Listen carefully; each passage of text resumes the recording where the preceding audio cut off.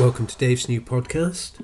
If the gospel writers were writing today, we would know their records as blogs, I guess. In the Bible, they're recorded as being Matthew, Mark, Luke and John, and they wrote about their time with Jesus, their reflections upon it, the incidents that happened and what they drew from them. It would read very much like a blog, and they'd probably post it online or put it on their website or whatever, and that's how we would be reading about Jesus today. What's interesting about them is they quite clearly did not get together and decide how they were going to tell the story and what story they were going to tell, because the four different blogs or gospels record similar incidents, but often the writers draw different conclusions from them and put in different details and tell it their own way. In Luke chapter 22, there's a very short account of what happens when soldiers come to arrest Jesus to take him away to crucify him. His friends are with him, and one of them lashes out and slices off the ear of one of the people who's come in the arresting party. Now Luke records that Jesus stopped the action at that point, reached out, touched the guy who'd been injured and healed him. I've always thought that that was recorded in all the other blogs as well, in the other Gospels as well, but it's not.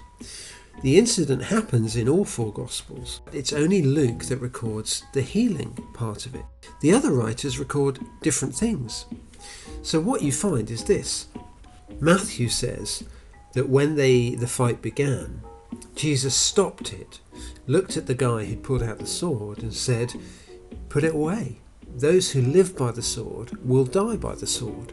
And that's a saying that's gone down in history and that we still use today. In Mark's Gospel, Jesus looks at the huge arresting party. I mean, it's overkill, it's ridiculous, the amount of people that have come to take him away. And he says, don't you know what I'm like? Don't you know who I am? Have you not been observing how I operate? I'm a peacemaker. I haven't gone around with an armed guard or riding in a tank or something like that, He's just been a man of peace, talking to people, getting to know them, helping them, that sort of thing each day. They didn't need to come with this huge army to arrest him. Why have they done that? The other detail that Mark records is that there's a young man who is grabbed as well by the soldiers, but is so intent on escaping that he runs and leaves his clothes behind. The soldiers grab his clothes, the clothes rip off, and the guy runs off. Now, according to tradition, that's actually Mark himself. That's what happened to him. He was there, he saw what happened, but he was a young man. He was just a young man, and he fled.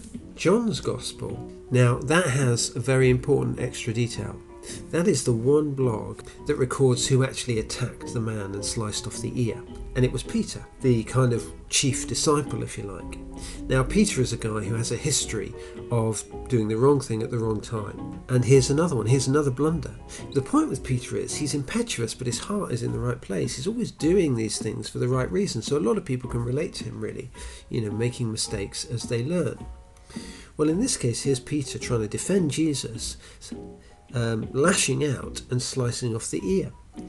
But what's interesting about that is this. Mark's Gospel is thought to have been passed on to him, the stories told to him, by Peter. So you can imagine this scenario.